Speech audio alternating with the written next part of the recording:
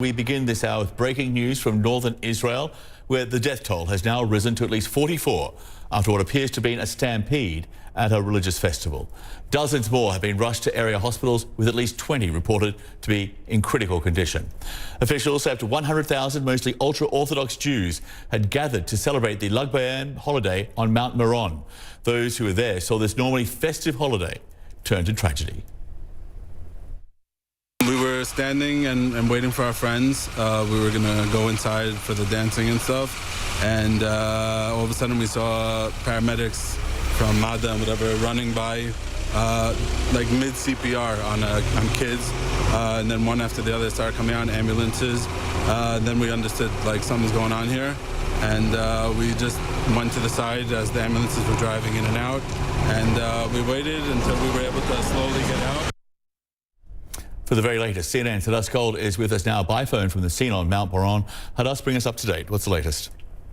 So this situation, very tragic situation on this mountain. Tens of thousands, if not hundreds of thousands of ultra-Orthodox participate in these festivities for a holiday called Lag BaOmer. This takes place, they were gathered at the tomb of an ancient rabbi. It's supposed to be very festive, lots of singing, lots of dancing. But as you can see from some of these images, it was very crowded as well. And some sort of stampede, some sort of crush of people took place on what may have been some sort of flight upstairs, and as a result, we're getting these really tragic numbers of 44 dead, at least 100 injured.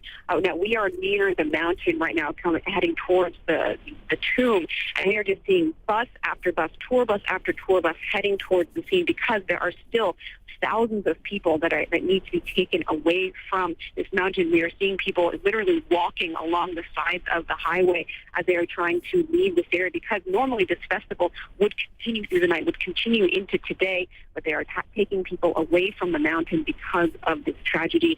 The vice president of one of the volunteer emergency services, United Hatzalah, called it one of the worst tragedies that he had ever experienced. Authorities are still trying to work out the details on exactly what happened, why, and how, because this event, this festival, takes place every year with many people, with tens of thousands, if not up to 100,000 people.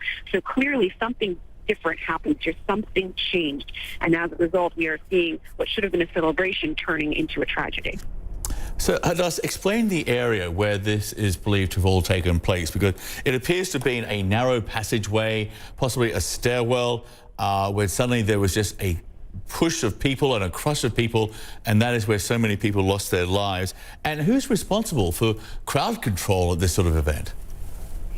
Right, there are still people trying to leave the area, and there was clearly some issue with crowd control, and it's not clear exactly what happened and why, but just from the images you can see that there were just many, many people completely stuffed together, and that's quite unusual for us to see, especially in the past year of the pandemic, to see so many people together.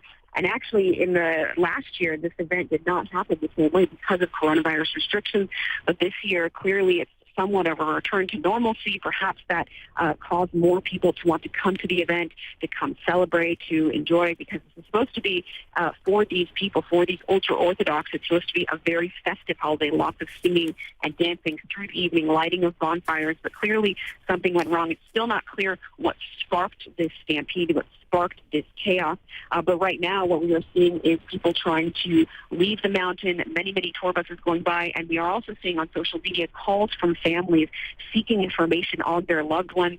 Obviously, the cell service was very difficult with the crowds of people, and some of the ultra-Orthodox might not have cell phones as well, and so we're seeing postings online, families posting pictures of their loved ones, seeking any sort of information about them, because the situation is still developing. People are still leaving this mountainside as the morning breaks here. Hadas, thank you. Hadas Gold there with the very latest on the line from Mount Meron in northern Israel. Thank you.